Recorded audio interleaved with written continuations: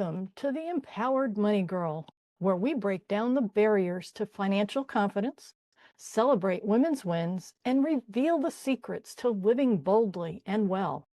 I'm your host, Josette Mandela. Today's guest is Melissa Jurkoic, a powerhouse executive, women in tech advocate, mentor, and EOS integrator. As COO at Benson Consulting Inc., Melissa is known for driving operational excellence and leading teams to deliver innovative solutions that truly enhance the human experience. With a strong foundation in software development and business strategy and credentials from MIT Sloan, she's helped countless organizations achieve real transformation, all while championing women's advancement in tech. If you're ready to learn how strategic leadership and authentic advocacy can fuel your success, you'll love this episode.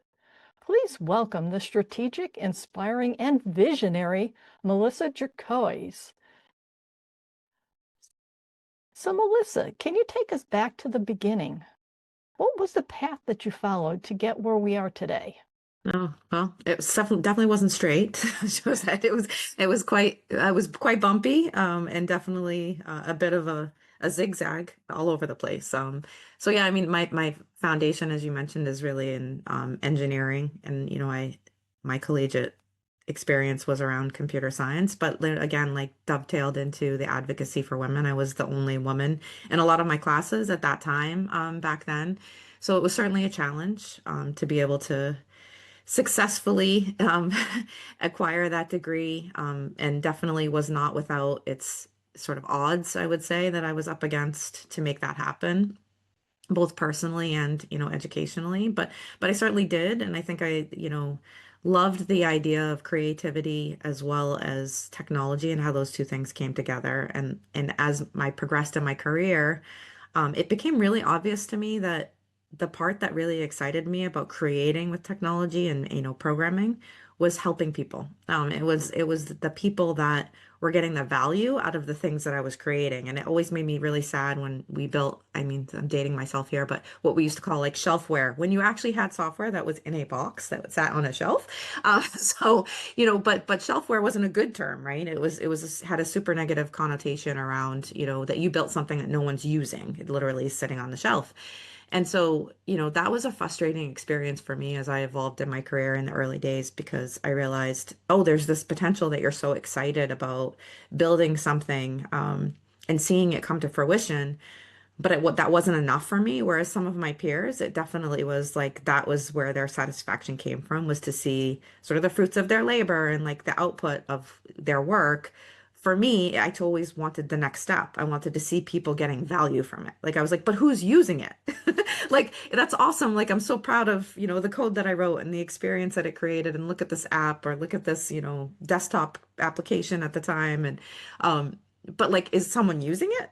Like how do they feel about it? Like, does it make their day easier? And so I had all these questions, and I was really curious. And really early in my career, people were like, why do you care? Like, like you're supposed to be, wearing a hoodie in a dark room with your headphones on. Like, why do you care so much about, the humans on the other side of the experience that you're creating? But I did. And it was just like a gnawing, voice in my head that I could not shut off. So that's really what led me into more of a product management, where I felt like I was too disconnected from the people that were getting value, and I wanted to get closer to the consumers of the technology. And it sort of streamlined into leading teams and being able to help them understand why it was important to really think about, who are the people that you're serving, because we're all serving someone, right? And I think that created the way that I have led teams in the past, which is just similar to how I was so passionate about I'm creating technology, who's using it. I'm creating this experience for these people to work together, and I'm serving them versus the other way around. So that again, like I've stayed in tech my whole career. Really always passionate about lifting others up, both male and female. But obviously, I represent as a female in tech and have my whole career. So there's certainly an affinity for people that are sharing that lived experience as well. And now most recently I'm in consulting, which has just been a whirlwind because it's sort of looking at all the things I've done across different industries, where I've spent the majority of my time, in tech, but also in the hospitality tech industry specifically. It's like, how can I apply those skills now, sort of invert what I've done to even more deeply help people that are consuming technology outside of the lens of an actual tech or product company. So those are I'm on in the training wheels to graduating stage right now of like, how do I harness all of that learning experience, skills really, that I've accumulated over the last 25 years to be able to help people in a very different way. And it's just been great. It's been a really great experience over the last few months.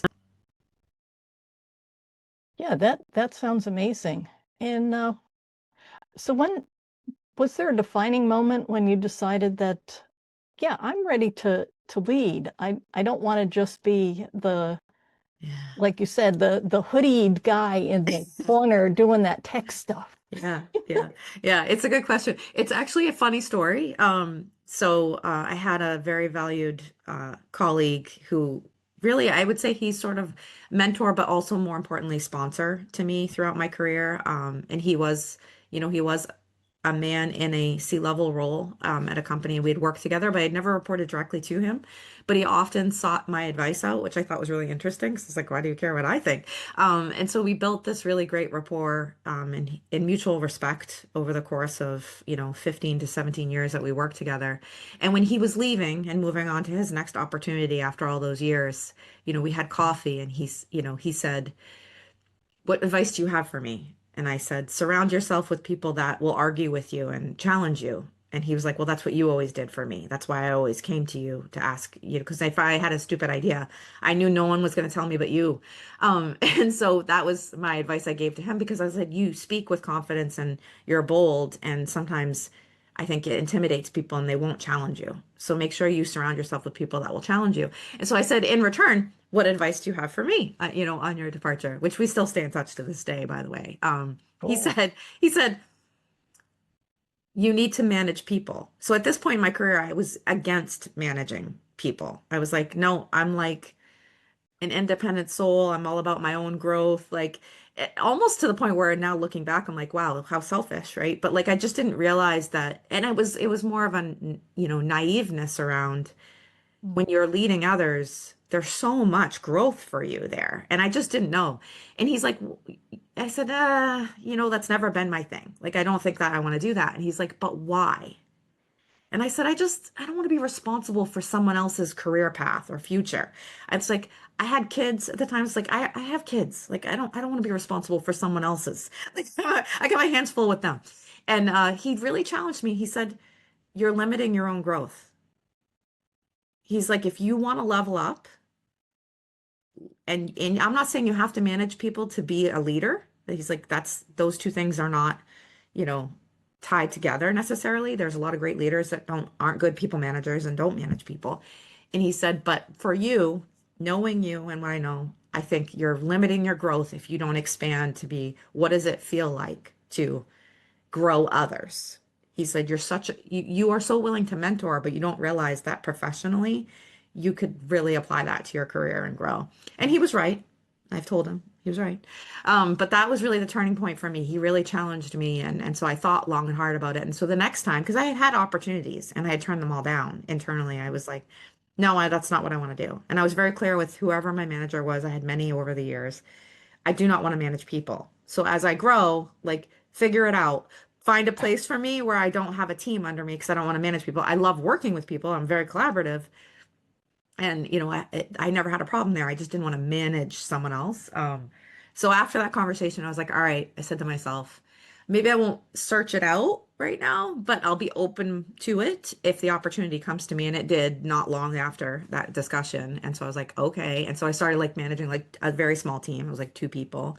And then I had to go through like hiring people, like when we had more recs. And so like growing my team. And I realized I actually loved that. And I would find myself interviewing people and like letting them know they weren't right for the role that I was interviewing them for, but then also telling them where I thought they fit really well and what roles they should pursue. So it's like giving out free career counseling while I'm interviewing people. And so and again, it was all about, wow, and having this realization like, wow, I've done some stuff and I'm able to like see what other people can do in their strengths. And I was growing in the process by helping guide other people. So that was like a huge turning point. So I definitely give him all the credit for challenging me because I was definitely like flat. I mean, I was just against it. It was like a non-starter for me when that conversation would come up. I'm like, no, I don't want to manage people.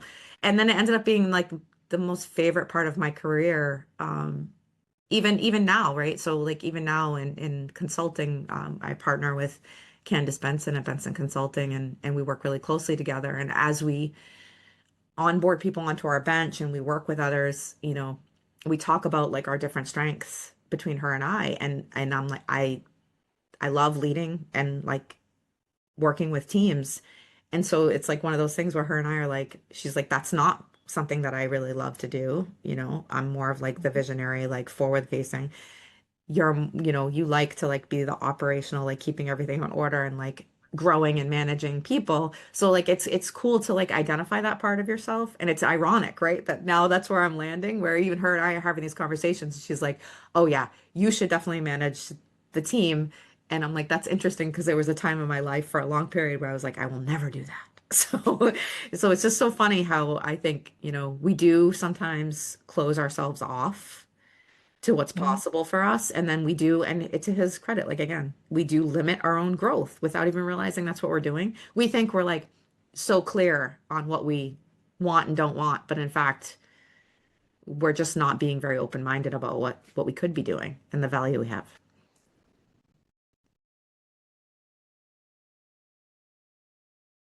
So you're doing really well in your career and you found all these gems. So in terms of your financial situation, how does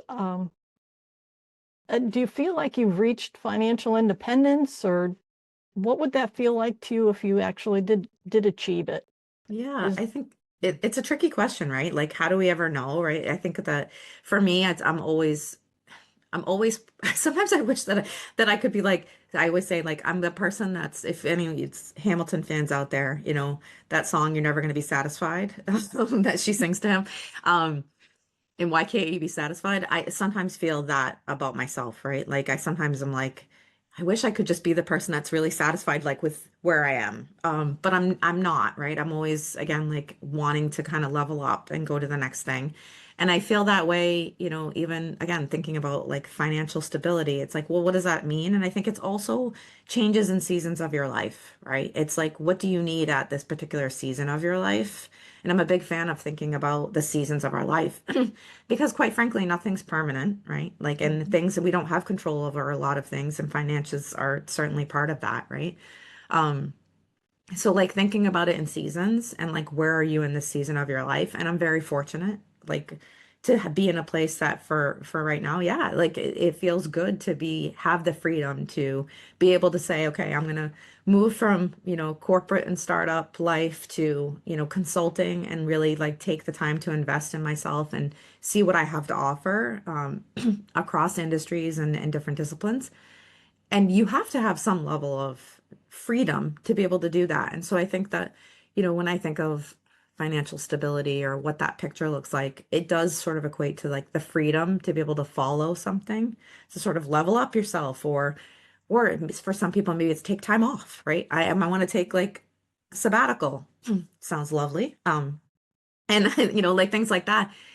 For me right now, it's, the freedom to be able to explore this and give it a fair amount of time to say, okay, is this thing got legs, right? Am I going to be able to grow in this role and show the value I have to offer now in this different version of who I am professionally? And so for me, that's what it equates to. It's like what I've been able to build up over the last 25 years to be able to sit here and say, I can do this right now.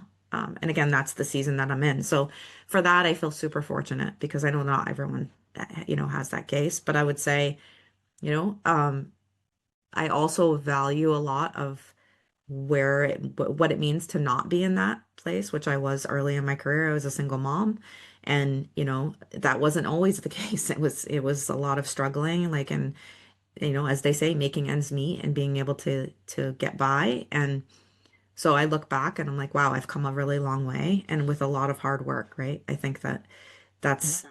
that's the key of like being able to value those things and not feel um, entitled or, expecting anything. It's like, that I've already done this before. Like, that with the hard work comes the reward at the end, and whatever that reward looks like for you, if it's getting out of debt, if it's having the freedom to explore something new for a period of time, if it's investing in something really big that you had planned, like all of those things. And so, yeah, I think for me, that's where I'm sitting right now, and have been in other seasons that didn't look like that. So I can certainly respect where people are and also where I was, and like be able to balance that out.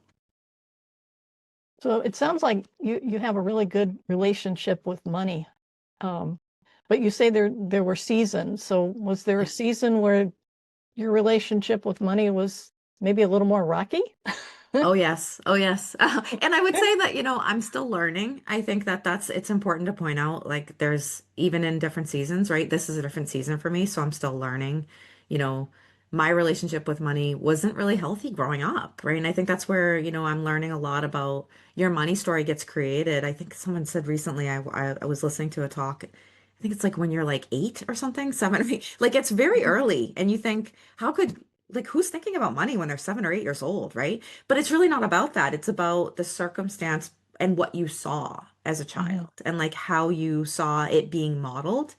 It really does stick with you, and you don't realize that until much later in life, and you're like, why do I have, anxiety about this? Or why do I feel guilty if I spend this much on, these shoes or this dress, or like, why is that? Did someone tell me that I should, or did I just see it as that? And so, growing up, I certainly, we were basically in a poverty situation. Like, my mom was also a single mom with myself and my sisters, and we didn't have a lot of money. I look back now and I don't think I really realized that, because I think when you're in it, you don't necessarily. I did know that other friends had other things. I joke sometimes because I think back to those days, and now looking back, I'm like, oh, it still makes sense. When I would have a sleepover at a friend's house, and they had, I would call like the fancy cereals, right? They Mhm. had like all the brand name, like Fruit Loops and Captain Crunch and things like that. Like, we didn't have that in my house. We had store brand cornflakes, right? Like, so like that was cereal, and I never thought anything different of it. And then you go to like your friend's house and they have that, or like, this is crazy, but for real, like they would have like deli meats and deli cheeses, where we had like Oscar Mayer and like the processed cheese, not Velveeta, but something like that, like in the plastic Right. wrapper, right? And so, like, very different. You're like, and the reason why is because that was cheaper. It had better shelf life, right? Yep. Not healthier. For sure not. Like, looking back now, like the way I try to eat, like, oh, I would never buy that stuff. But like that was sort of the dichotomy of like where I would go to a friend's house and see that. So then I would start to be like, oh, you have different things that I don't have at my house. Mhm. And then there was like a lot of, I would say, this negative aura around people that were very fortunate and had money and drove nice cars and had big houses, because that wasn't where we were. And so I heard a lot of that as a child, almost like those people were greedy. And so being successful in my adulthood, it sort of like sticks with you, right? Like, you're like, oh, am I greedy because I'm doing well, and because I am living in a 4-bedroom house in a really great neighborhood, in suburbia, right? So I think, and that's not how I grew up. So it definitely sticks with you. So I would say, and that money story, again, like, that's why I say, like, we're always learning, because even though I am where I am, that's still very much in me, right? And I'm always Mhm. like saying, no, like, I don't have to feel guilty about that. Like, I don't have to, feel like I should be doing more, or I'm being selfish, right? And I try to be philanthropic when I can, and and I take care of my family, and that's the important things. But yeah, I would say not always good. And then as a single mom, again, before I was working full time, and really, I mean, honestly, as a woman starting in my career, I was making half of what my male peers were for the same exact job, right? And again, super young, didn't know that. So also like not even realizing from a money situation, I was so grateful to be getting the salary I was getting. Um, and I didn't understand that grateful was actually being taken advantage of at the time because I was too young and early in my career to see that.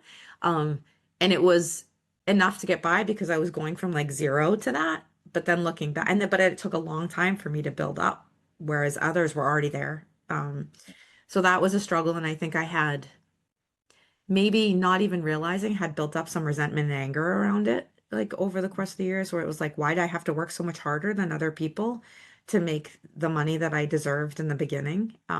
So also that created a different money story for me, right? Like that meant you have to fight for it. Like no one's gonna hand it to you. Like you don't just I didn't ever feel like I deserved it. I was always like grateful for the opportunity. And I always tell women that it's like, stop being so damn grateful. Mhm. Like we're always like so gracious and grateful for it. And it's like, and I'm not saying you should never be grateful. I have, I write things in a gratitude journal. Like I'm grateful for a lot of things. And I know I'm fortunate to be in a place in my life where I am. But also like we deserve these things. Like we're working very hard. And I think that created like a different money story where it evolved almost from a place of anger and resentment around it, where it was like, oh no, like I should be getting this, like this isn't fair, right? So I think it's always made me look at money very differently, Mhm. and again in all those different seasons of my life, and learn how to have a relationship with it, and how it doesn't need to define who I am too. And I think that's the message that evolves as I get older, is like we don't realize how much we tie our paycheck and our incoming revenue to who we are, because Mhm. at the end of the day it fuels what you can do with your life, right? It's just the factor of our economy and the way things are. You're able to do things because of the financial stability and freedom that you have, so naturally you end up associating that mentally to who you are. So that's always a I think that's always a challenge. I'm sure I'm not alone, Josette. I'm sure everyone Oh, has that challenge. absolutely. Yes, it's amazing the number of women that, and like you say, it starts out that we're just grateful to have the Mhm. job and that they gave us this opportunity because it's something that we thought was, great, and it would be the next thing for us to do. It just everything came together, and then like you say, a few years down the road, you're like, wait a minute, they just hired a new person, and you saw the ad and you saw what they were at, Mhm. offering, and you're like, Yeah. wait a minute, what about me? Yeah, yeah, yeah. I mean, it really does, I would say, pain me like when I hear about it because it's so prevalent. And we know, right? Like they do studies every year, Hmm. McKinsey and others, and they report this stuff, and it's like it's sometimes getting better, but it's still not there. Like we're still paid a Yep. fraction of what our counterparts that are male are paid. And it's like, why? It's like, just stop doing that. Yeah. Like just stop doing it. And yeah, it's crazy to me that we can't fix this. It just seems like this is a problem that's fixable. And like you say, part of it is us, is that we are grateful rather than saying this is what I'm worth. And Hmm. and I think a lot of times that kind of comes into play where men are like, screw the grateful. Yeah, yeah, This is what I want. This is yeah, what I'm worth. And yeah, uh, and as women, we're just not wired that way. yeah. I know. I know. And I think it does change our relationship with money, right? Because we end Mhm. up feeling like we do the thing where, and society pushes us down this road, but we certainly do it to ourselves too. Like we do the thing where we feel guilty when we ask for a raise. Yep. It's like, are you not doing a good job? No, I'm doing an excellent job. I'm working my ass off. Like, well, then you can ask for a raise. Like, ask for what you earned. You didn't earn. It's not even about deserving. You earned it. Like you're Mhm. doing the work. Yep. Whereas, like you say, like I think men don't even think twice about it. Like I had a coworker who was male many, many years ago. We were talking about something, and I was like, "Oh yeah, so I just had a meeting with," and we had the same boss, and I was like, we just had a meeting, and he asked me to take on like these two new responsibilities, blah blah blah." And he's like, "Well, did you ask for more money?" And I looked at him, and I said, "Well, like it's not annual raise like review time." And he goes, "What?" He was like, so he was like mind blown. He goes, what are you saying? You think that the only time you can ask for more money is once a year when you have your annual review? And I was like, well, what are you saying? And he said, if I was in the room with him just now and he asked that from me, my exact response would be like, sure, what's the compensation associated with that? And I said, are you serious? He's like, yeah, I do it all the time. He's like, they don't always say yes, but about eight out of 10 times they do. He's like, it's not like $50,000 more. He's like, but it's more. And why? And then incrementally, I'm building up my salary, and I should be because they're asking me to do more work. He said, so if they're not taking away work and they're giving me more, then why shouldn't they pay me more?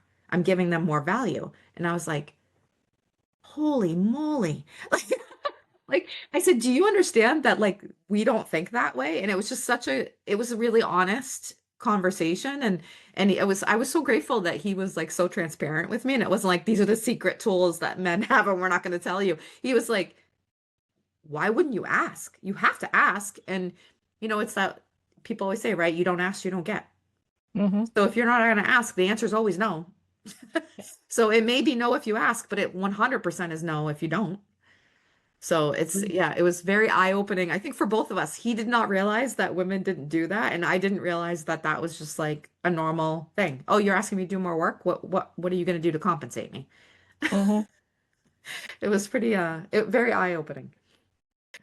Yeah, that would have been to me too early in my career. Yeah, yeah, it's crazy. But I think even later in your career, right? Like we still combat that even at this stage. Hmm. Like it's like in consulting, it's assigning a price tag and value to the work that you're doing, right? So it's a whole different way to look at, how do you assign a price tag to the value you deliver to an Hmm. organization? It's just sort of doing it across organizations sort of at scale because that's what you're doing as a consultant versus like you're a full-time employee at a company.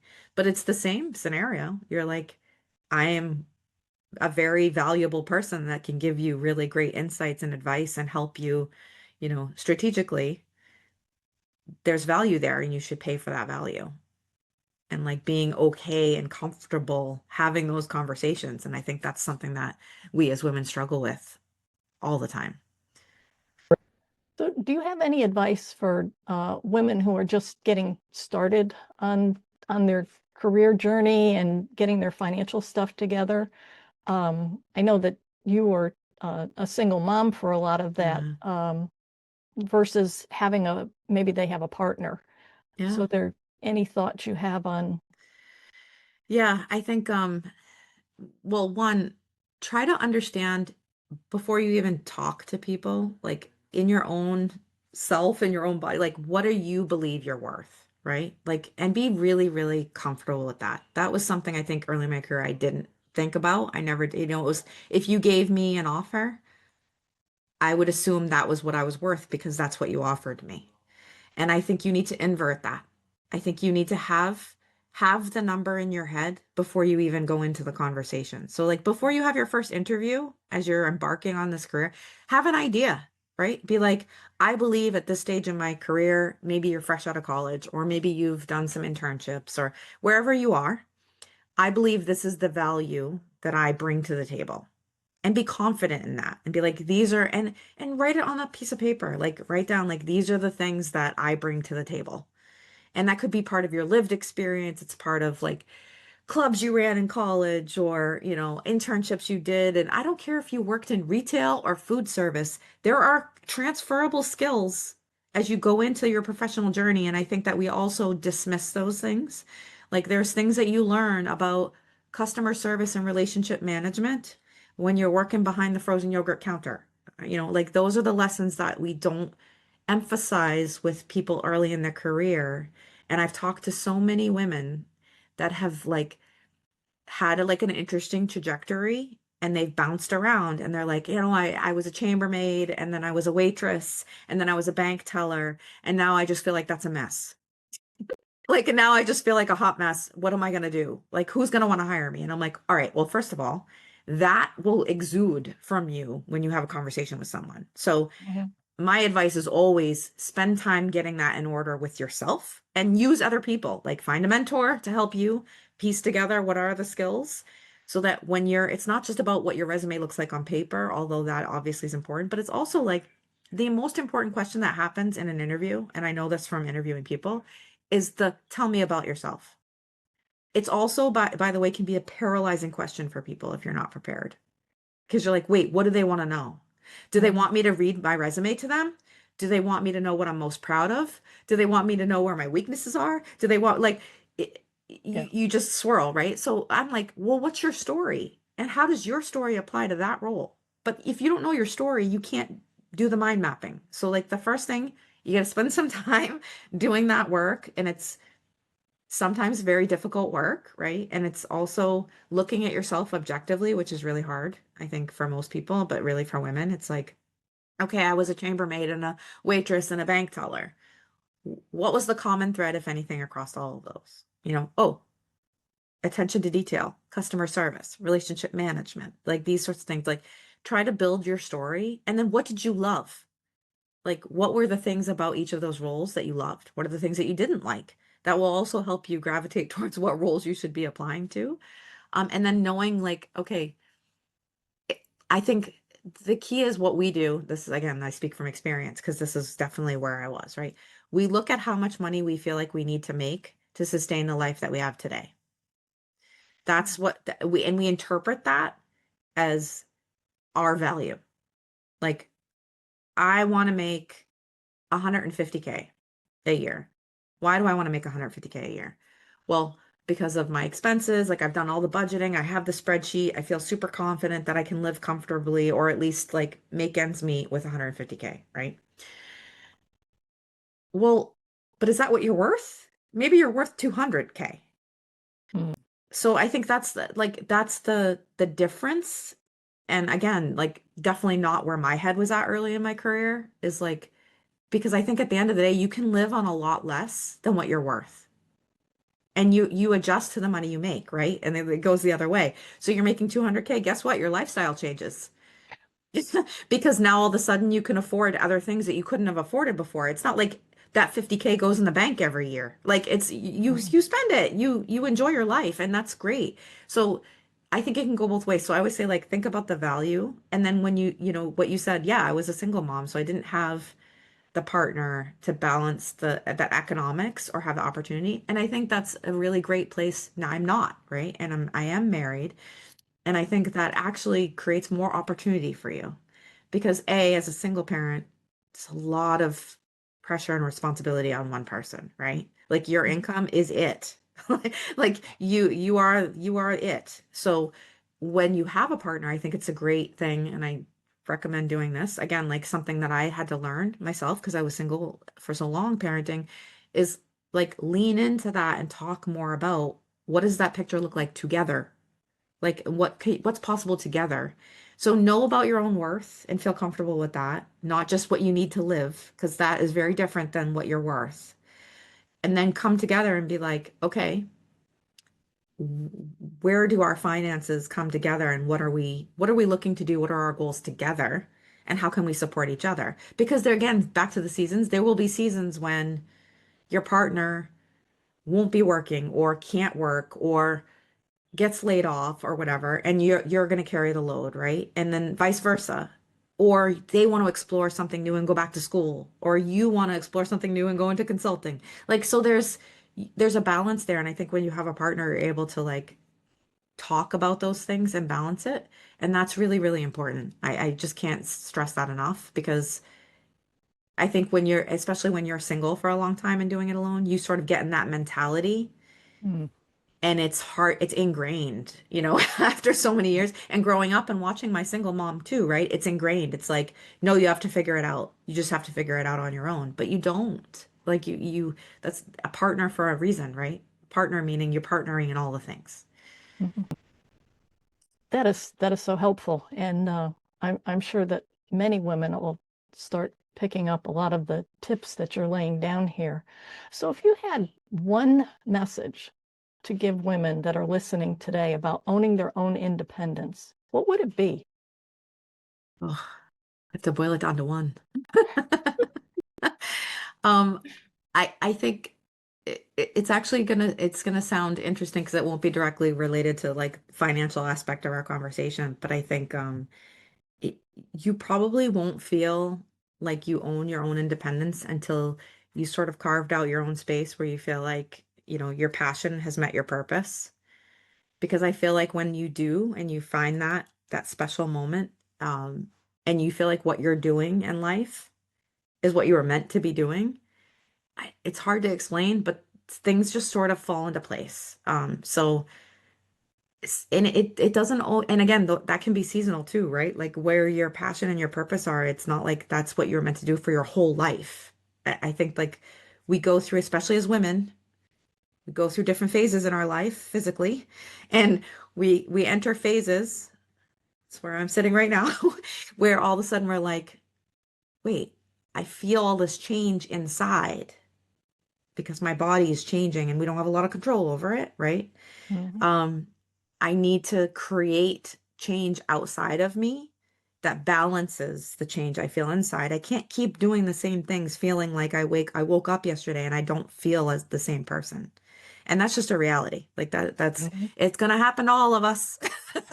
Newsflash, if it hasn't happened to you yet, it's going to come. It's happening. And so I think the guiding principle for me is at this season in my life, do I feel that what I'm passionate about and my purpose right now are aligned? And then I think that again, like you're always going to look at like, okay, financially, where am I? And like, what am I able to do and balancing those things. But I honestly believe that if you truly align those things, the rest of it falls into place. So I think that would be like my parting message is, you're going to have different seasons in your life. We as women, unlike our male partners and counterparts, they're never going to go through this. Like they have a similar journey as they age, but not to the level that we physically morph into what I call like a completely different human.